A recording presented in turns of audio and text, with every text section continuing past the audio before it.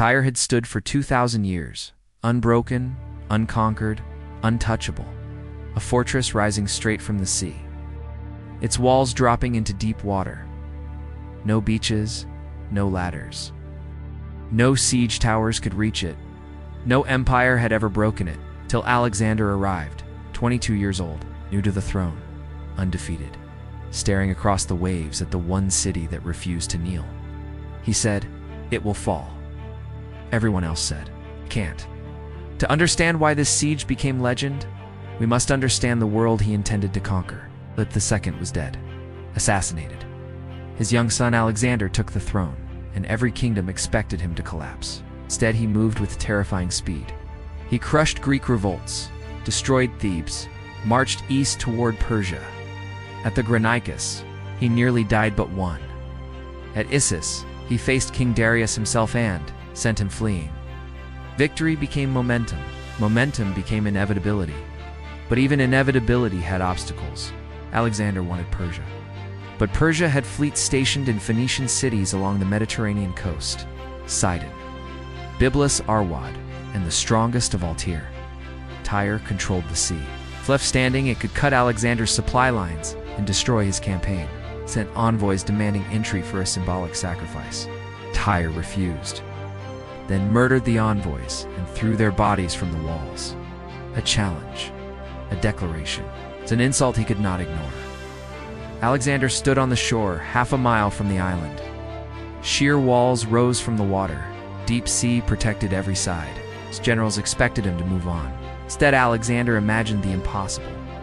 "We will build a road," he said, "a causeway from the mainland to the city, a half-mile structure across the open sea." It sounded like madness, but Alexander believed in two things: his engineers and his will. Construction began. Thousands dragged stones into the water. Wooden supports were driven into the seabed. Slowly a road rose from the waves. Tyre watched, amused at first, then horrified. And then they struck back. Tyre launched its navy-fast, deadly ships, built by the greatest maritime power in the ancient Mediterranean. They harassed workers with arrows, rammed supports, sank supply barges. Progress slowed, bodies drifted in the surf, but Alexander rebuilt stone by stone. Tyre escalated further. One morning, they released fire ships' wooden vessels packed with pitch and sulfur. They drifted toward the causeway, crashed into Alexander's siege towers, exploded in flames. It screamed, ropes snapped.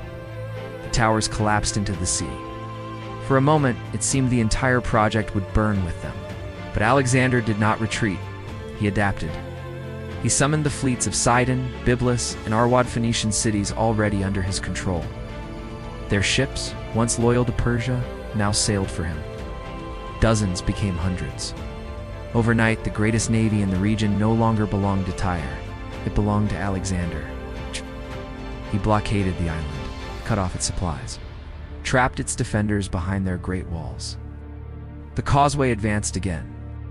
Alexander rolled forward siege towers 8 stories high, armed with catapults and ballistae.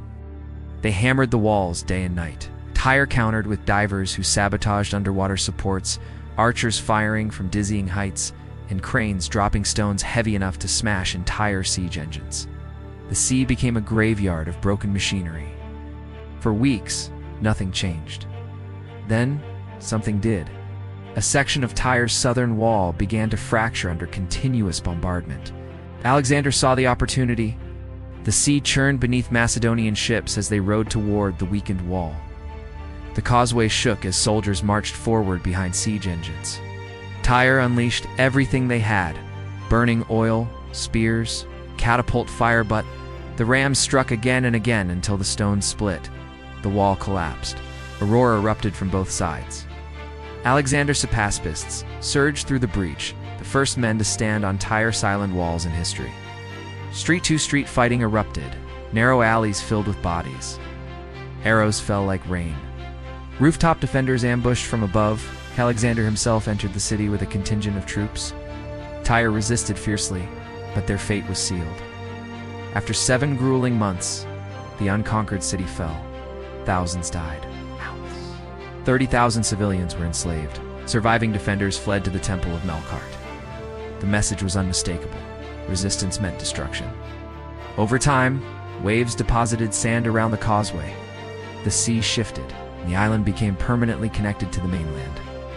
Alexander's impossible road reshaped geography itself. But more than that, the siege revealed something deeper.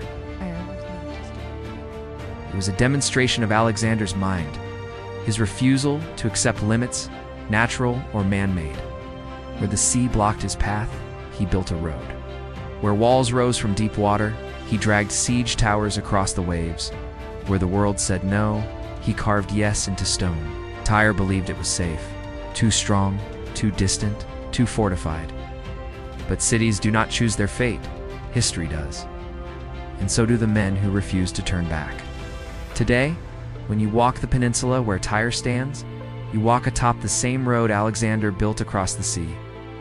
A road born from ambition, a road carved from will. A road that whispers one truth: some cities fall to armies, some to strategy, some to time. Tyre fell because Alexander refused to walk away.